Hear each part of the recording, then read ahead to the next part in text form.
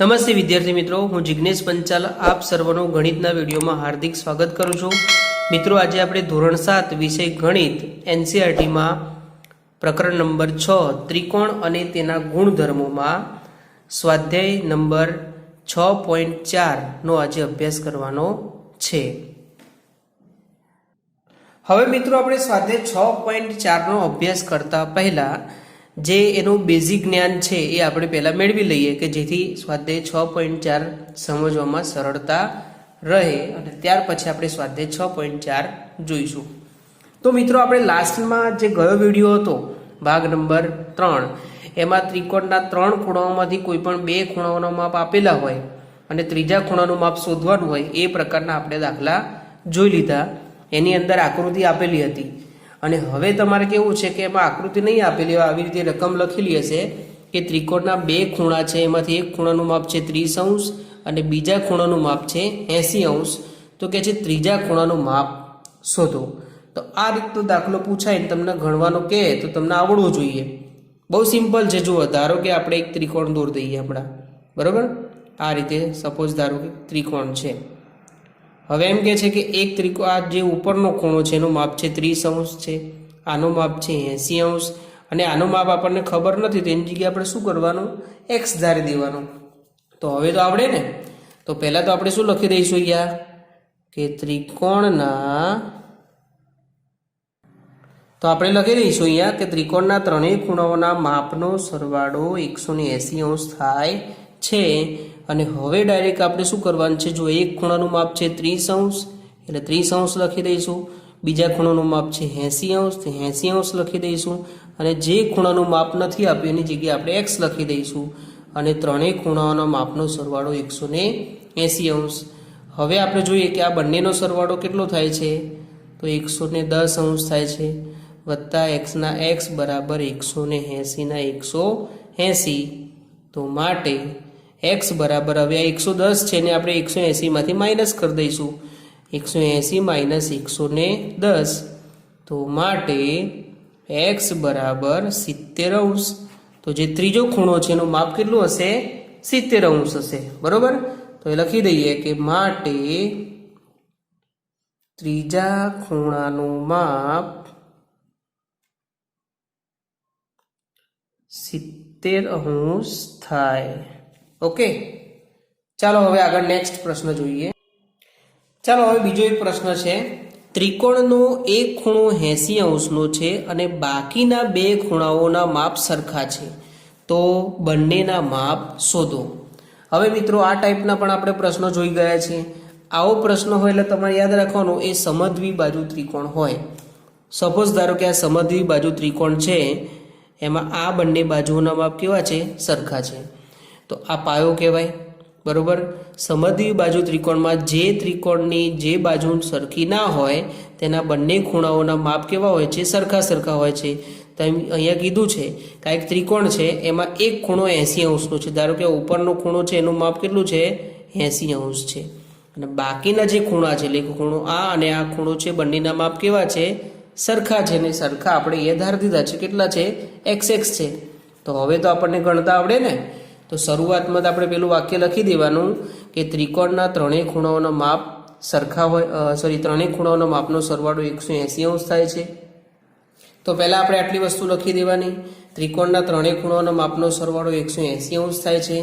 ત્રિકોણના એક ખૂણાનું માપ છે 80°, જ્યારે બાકીના 2 ખૂણાઓના માપ સરખા છે અને જે આપણે શું ધાર્યું છે? x ધાર્યું છે. તો હવે આપણે શું કરવાનું? તો જુઓ, 80° વત્તા x બરાબર 180°. તો હવે આપણને ખબર છે કે 80 ના 80 લખી દઈશું આપણે, ત્યારે x વત્તા x નો સરવાળો શું થાય? તો 2x થાય બરાબર 180 ના 180. તો માટે 2x બરાબર 180 માઇનસ 80, બરાબર? તો હવે આપણે શું કરીશું અહીંયા? તો 2x બરાબર 100° માટે x બરાબર 100 ભાગ્યા 2 કરીશું એટલે 100 × 50 = 100. તો માટે જે ખૂણાઓના માપ સરખા છે એ દરેકે દરેક ખૂણાનું માપ કેટલું આવશે? 50 50 અંશ આવશે. આનું પણ 50 આવશે ને આનું પણ 50 આવશે, બરોબર? તો આવી રીતે મિત્રો આ પ્રશ્નનો ઉકેલ મેળવવાનો. ત્યાર પછી આગળ જોઈએ પ્રશ્ન નંબર 3. આ બહુ ઇમ્પોર્ટન્ટ દાખલો છે. બધા ગણિતના પાઠ્યપુસ્તકના પ્રશ્નો લીધેલા છે. તો હવે આપણે જોઈએ કે ત્રિકોણના 3 ખૂણાઓના માપ અહીંયા પ્રમાણમાં આપેલા છે. કેટલા છે? તો 1:2:1. આને જેમ કહેવાય. શું કહેવાય? જેમ. અને આ રીતે જે લખેલું છે એને પ્રમાણ કહેવાય. શું કહેવાય? પ્રમાણમાં. તો અહીંયા કીધું છે કે આ જે છે બરોબર, ખૂણાઓ ત્રિકોણના 3 ખૂણાઓ છે એ 3 ખૂણાઓમાં પહેલા ખૂણાનું માપ 1, બીજાનું 2 અને ત્રીજાનું 1 એ રીતે અહીંયા ગુણોત્તર અથવા પ્રમાણની અંદર આપેલા છે. બરોબર.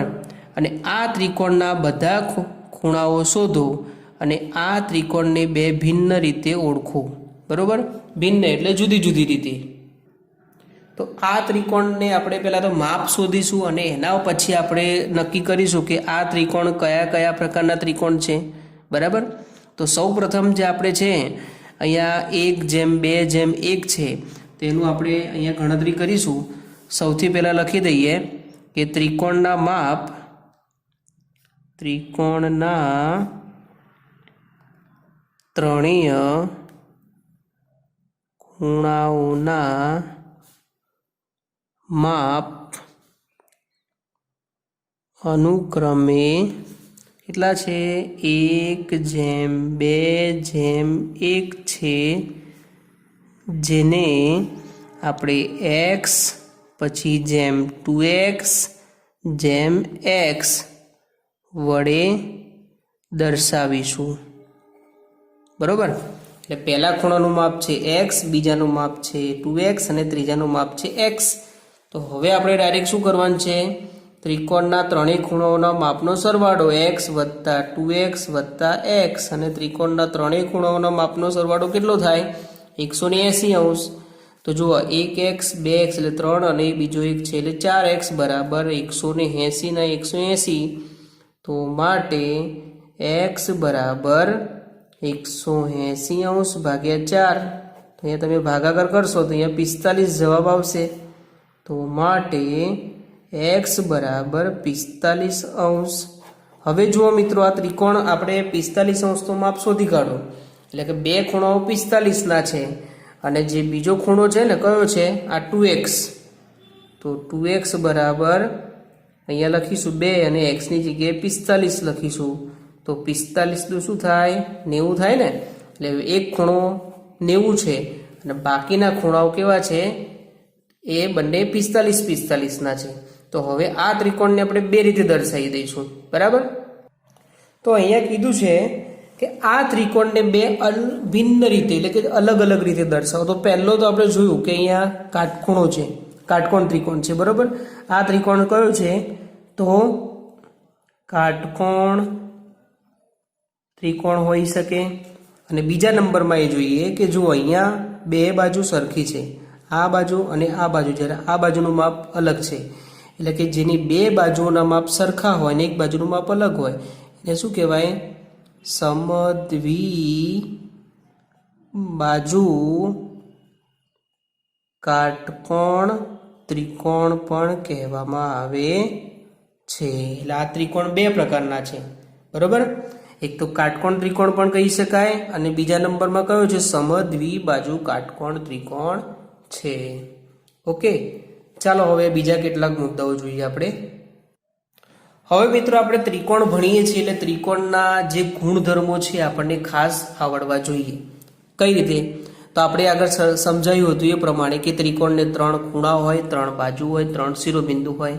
ત્રિકોણની અંદર આપણે જોયું કે એના ટોટલી 6 પ્રકારો છે. 3 પ્રકારો બાજુઓના માપ ઉપરથી અને 3 પ્રકારો ખૂણાઓના માપ ઉપરથી. એમાં આપણે જોયું હતું ખૂણાઓના માપ ઉપરથી લઘુકોણ ત્રિકોણ, ગુરુકોણ ત્રિકોણ અને કાટકોણ ત્રિકોણ. બરોબર.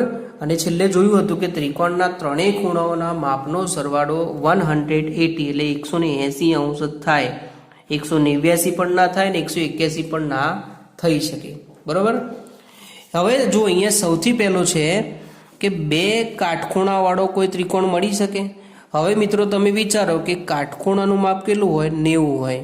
હવે ત્રિકોણમાં 3 ખૂણા હોય તો એમ કહે છે કે બે કાટખૂણા એટલે કે 90 વત્તા 90, તો ઓલરેડી બે ખૂણાઓનું જ માપ 180 થઈ જાય છે. તો હજુ તો ત્રીજો ખૂણો તો લેવાનો બાકી છે. તો આવો આપણે ત્રિકોણ બનાવી શકીએ? તો ના બનાવી શકીએ.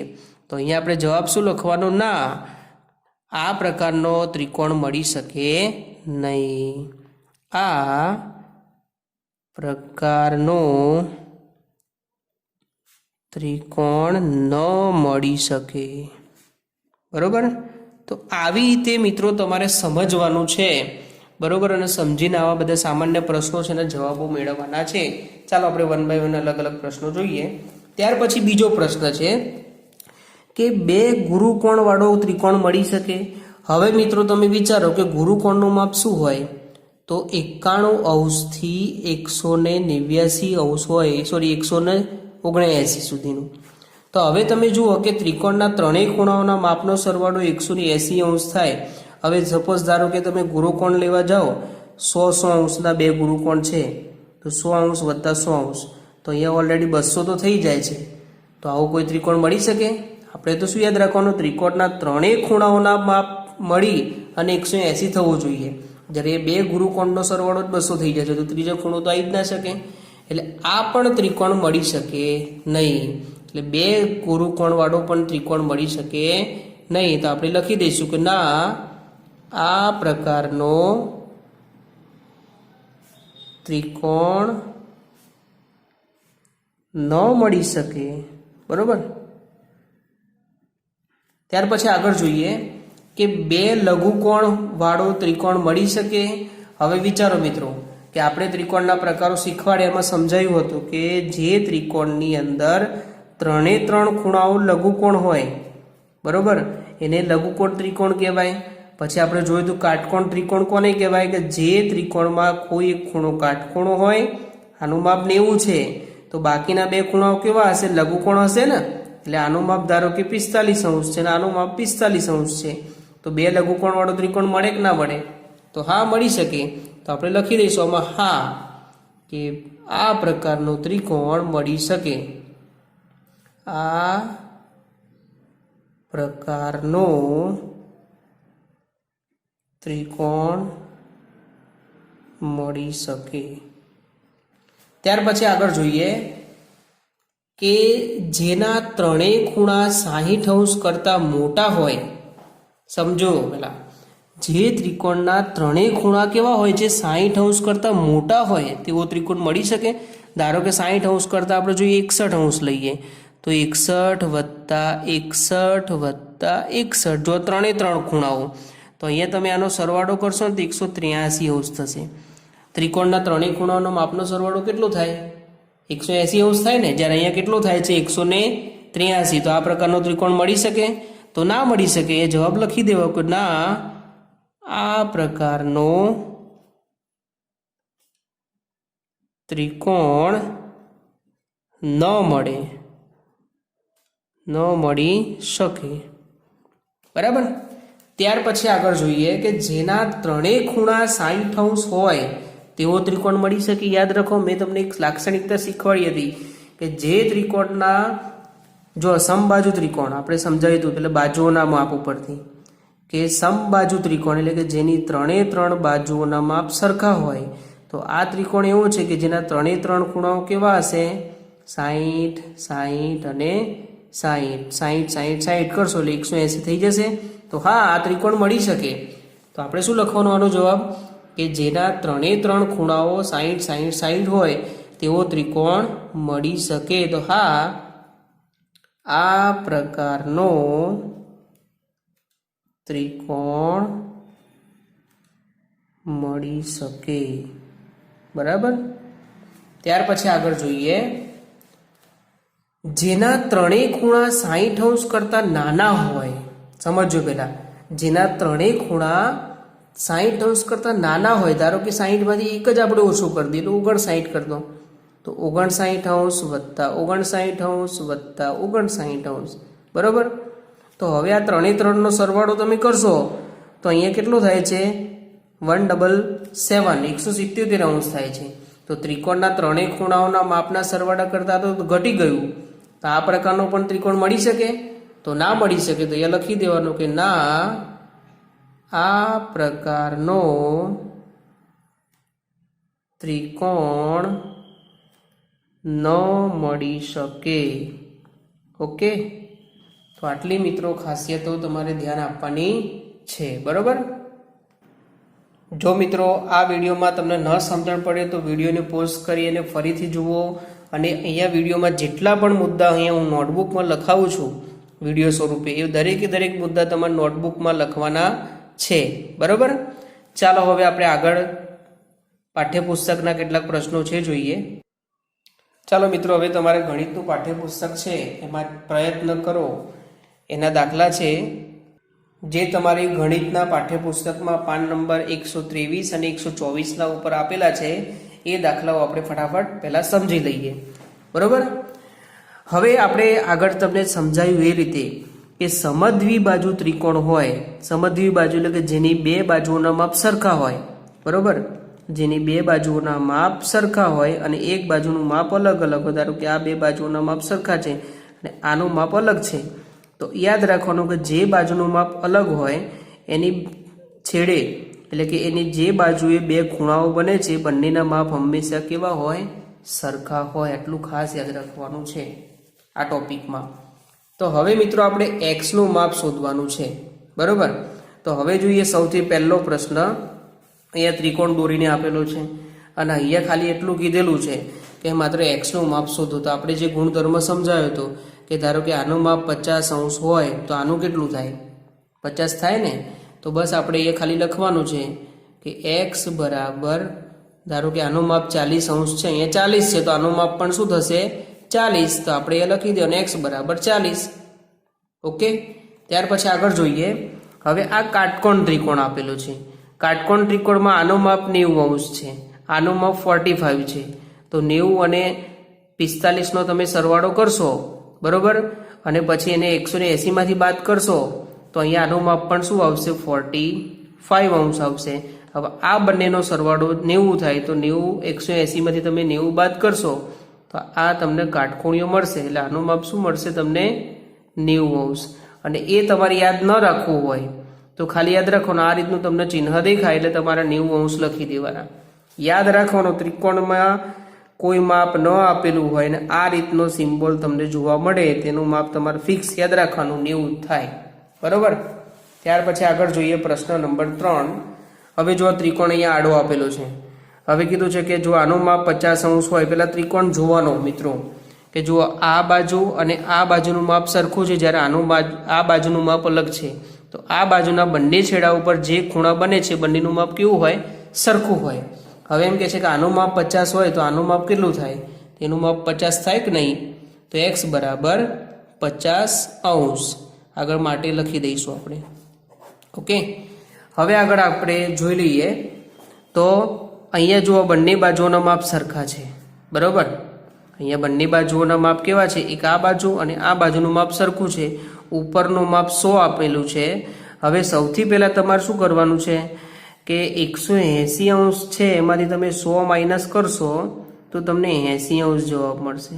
હવે 80ના તમારે 2 ભાગ કરવાના. 80ના 2 ભાગ કરશો એટલે શું આવશે? 40° આવશે. એટલે આનું માપે 40 થશે ને આ બાજુ હશે એનું માપ પણ શું થશે? 40 થશે. તો અહીંયા આપણે ડાયરેક્ટ જવાબ લખી દઈએ છીએ કે એક્સ બરાબર 40°. છે ને એકદમ ઇઝી દાખલા. ત્યાર પછી આગળ જોઈએ આપણે કે હવે જો કાટખૂણિયો આપેલું છે, અહીંયા કાટકોણ ત્રિકોણ છે. હવે એમ કે છે આ બાજુનું માપ અને આ બાજુનું માપ સરખું છે. હવે કાટકોણ ત્રિકોણ હોય એટલે યાદ રાખવાનું આનું માપ 90 છે, અહીંયા એક્સ આપેલું છે એટલે સામેનું પણ એક્સ હોય. અને સમબાજુ ત્રિકોણ છે તો યાદ રાખવાનું આનું માપ 90 હોય એટલે બાકીના બે ખૂણાઓ 45 ના હોય. યાદ રાખવાનું તમારે ખાસ. તો અહીંયા આપણે લખી દઈએ એક્સ બરાબર 45°. ઓકે. ત્યાર પછી આગળ જોઈએ છઠ્ઠો પ્રશ્ન.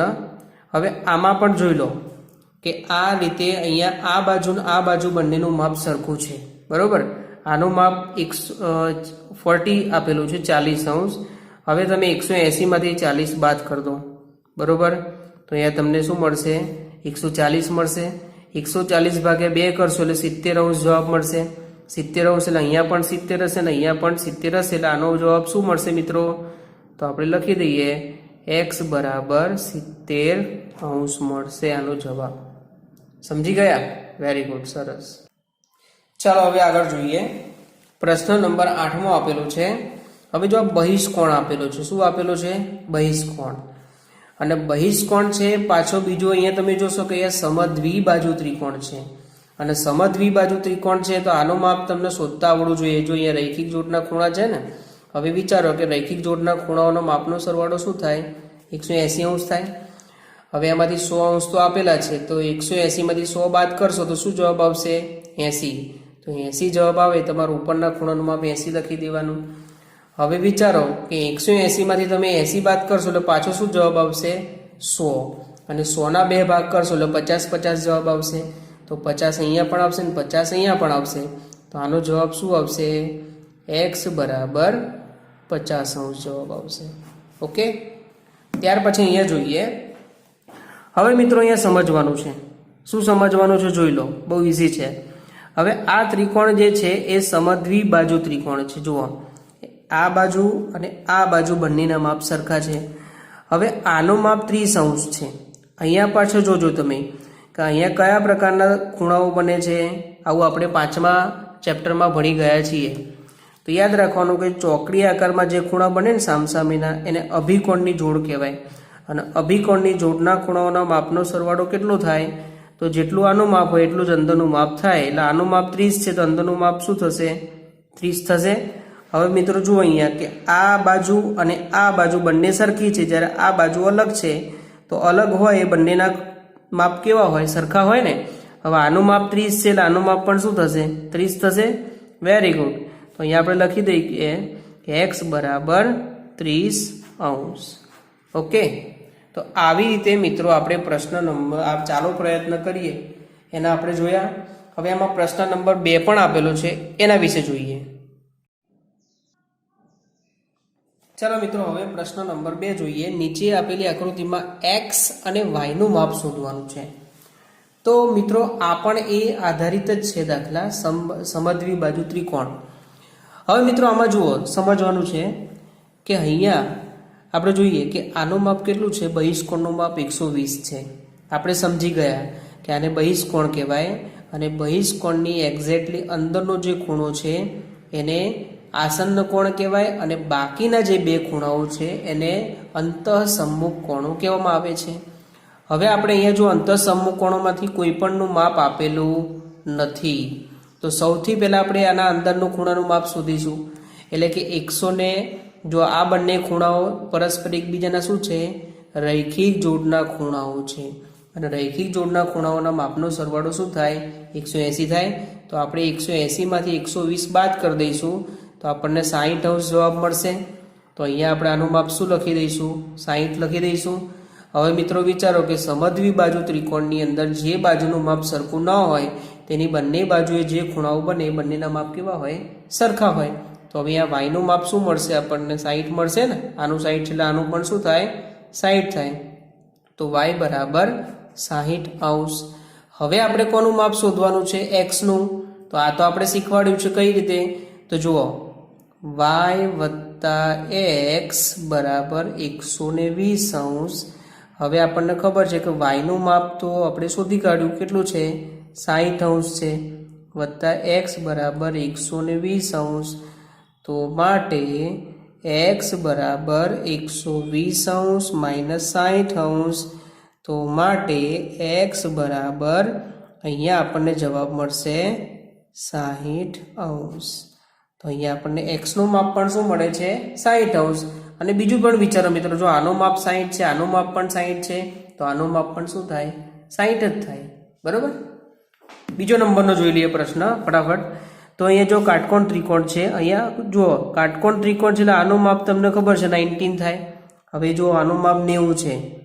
હવે બાકી કેટલા વધ્યા? 180 માંથી તમે 90 બાદ કરશો, બરોબર, તો શું વધે છે? 90°. હવે 90 ના તમે 2 ભાગ કરશો એટલે 2 વડે ભાગશો તો શું આવશે? જવાબ 45 આવશે. એટલે આનું માપ 45 છે તો આનું માપ પણ શું થશે? 45 થશે. હવે આપણે y નું માપ શોધવું છે એટલે સૌથી પહેલા આપણે લખી દઈશું માટે x બરાબર 45°. હવે આપણે y નું માપ શોધવું છે તો અહીંયા લખી દઈશું કે વાય વત્તા 45 બરાબર 180 કેમ 180? કારણ કે આ બંને એકબીજાના રેખિક જોડના ખૂણા છે. તો વાય બરાબર 180 માઇનસ 45. તો માટે વાય બરાબર 180માંથી 145 માઇનસ કરશો તો 135 જવાબ આવશે. બરાબર? શું જવાબ આવશે? 135 જવાબ આવશે આનો. અને હવે આપણે છેલ્લો દાખલો જોઈ લઈએ પૂર્વ જ્ઞાનમાં, પછી આપણે સ્વાધ્યાય જોઈ લઈએ ફટાફટ. તો હવે આ 92 આનું માપ છે. તો મિત્રો વિચારો કે આનો માપ ને 92 છે. તો યાદ રાખો કે આ બંને એકબીજાના અભિકોણ છે. આનું 92 છે તો અંદર પર શું થશે? 92 જ આવશે. હવે તમારે શું કરવાનું છે કે x અને y નું માપ શોધવાનું છે. તો સૌ પહેલા આપણે શું કરીશું કે 180 માપ છે એમાંથી આપણે 92 બાદ કરી દઈએ. બરોબર? કારણ કે અહીંયા ત્રિકોણ છે એ ત્રિકોણના ટોટલી જે સરવાળો છે, બરોબર, સમદ્વિ બાજુ ત્રિકોણ હોય તો એક માપ હોય તો ત્રિકોણના ત્રણેય ખૂણાઓના માપનો સરવાળો હોય એમાંથી એ માપ બાદ કરી દેવાનું. તો અહીંયા આપણે માઇનસ કરી દઈએ. તો કેટલા બને છે જોઈ લઈએ પહેલા આપણે. તો આપણને 88 મળ્યા. હવે 88ના તમે 2 ભાગ કરો તો 4 મળશે.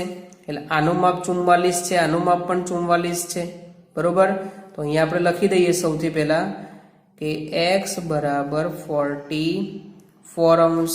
બરોબર? હવે આપણે y નું માપ શોધવાનું છે.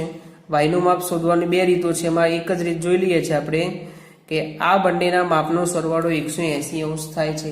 180 માંથી તમે 44 બાદ કરી દો. બરોબર? 180 માંથી શું બાદ કરવાનું છે મિત્રો? 44. એ દશક લઈએ, અહીંયા 7 કરી દઈએ. હવે જુઓ 10 માંથી 4 જશે એટલે 6 વધશે. અહીંયા તમને 3 વધશે, અહીંયા 1. તો અહીંયા આપણને શું મળે છે? y નું માપ બરાબર 136 મળે છે. ઓકે? હવે મિત્રો આપણે આ જે સમજ મેળવી એના પછી હવે સ્વાધ્યાય 6.4 નો અભ્યાસ કરવાનો છે. તો ચાલો હવે સ્વાધ્યાય 6.4